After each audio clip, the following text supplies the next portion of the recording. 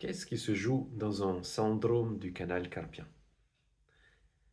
Le canal carpien a une structure qui permet le passage dans le poignet du nerf moyen de la main et des tendons qui permettent la flexion du pouce, de l'index, du majeur et de l'annulaire. Une inflammation de ces tendons, ou une blessure ou un œdème, peuvent entraîner un syndrome du canal carpien. Ça veut dire que le canal se rétrécit et compresse le nerf qui passe au milieu.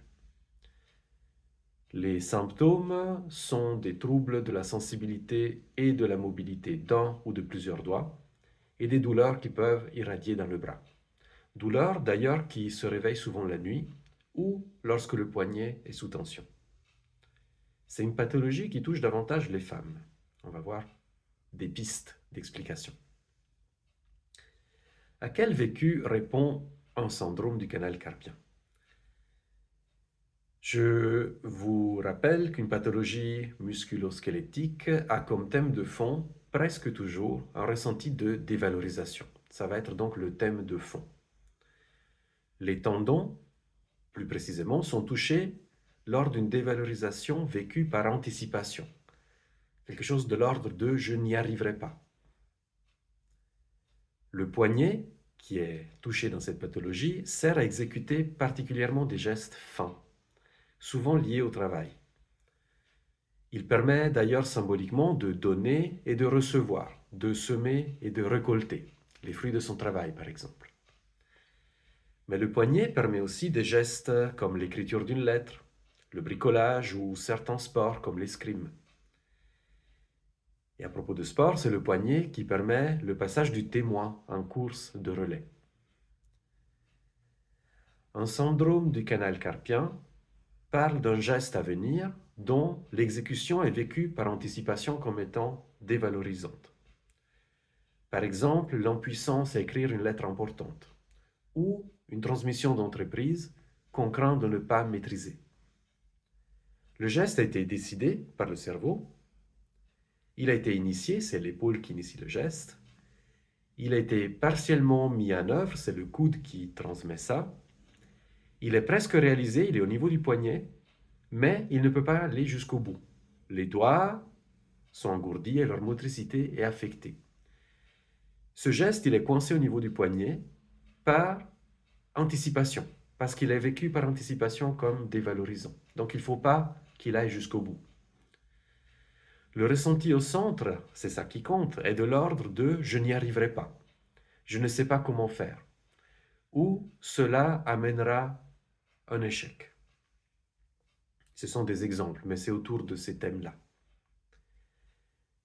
Ce qui se joue dans cette pathologie, c'est qu'il y a un nerf qui est compressé. Et ça met en matière, en décodage psychobiologique, un projet qui coince, ou un ordre, le nerf sert à transmettre les ordres, qui ne doit pas ou plus passer. Quelle pression autour de ça vit la personne et du coup se transmet sur le nerf.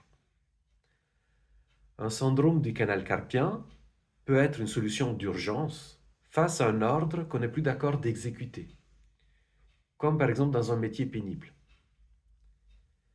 Parfois, la dévalorisation qui est vécue se joue autour d'un obstacle bien réel, un logiciel informatique pas maîtrisé, ou un collaborateur, un collègue qui fait obstruction. Une autre piste, une autre possibilité, c'est que le geste dévalorisant soit un geste subi ou un geste qu'on craint de subir, comme lors d'attouchements, par exemple.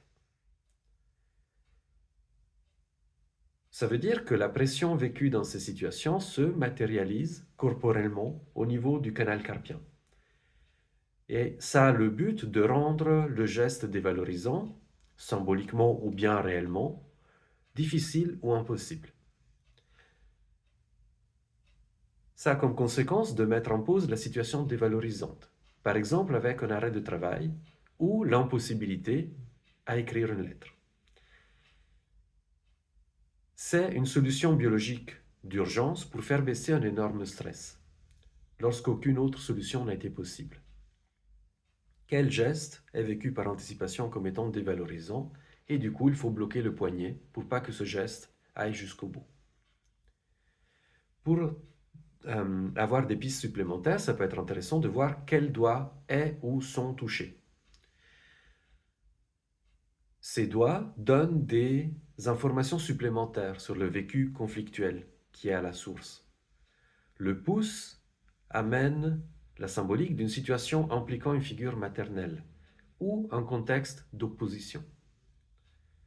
L'index parle plutôt de quelque chose qui se joue autour du père ou de l'autorité ou de la direction à suivre. Le majeur parle de plaisir, du toucher. Et l'annulaire est le doigt de l'alliance, alliance en famille, matrimoniale ou professionnelle, un associé, un co-directeur. L'auriculaire n'est en général pas touché par un syndrome du canal carpien. Si les femmes sont davantage touchées, cela suggère à mon sens qu'elles vivent davantage de situations dévalorisantes, notamment professionnelles. Elles sont davantage concernées par ce type de vécu, de ressenti.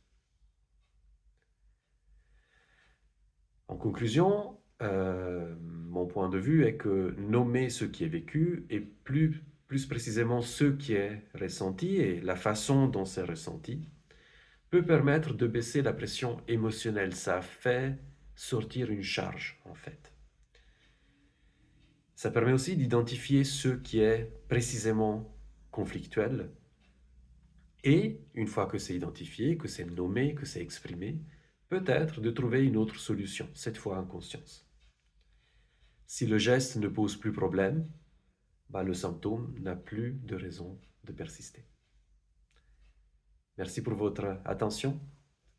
À bientôt.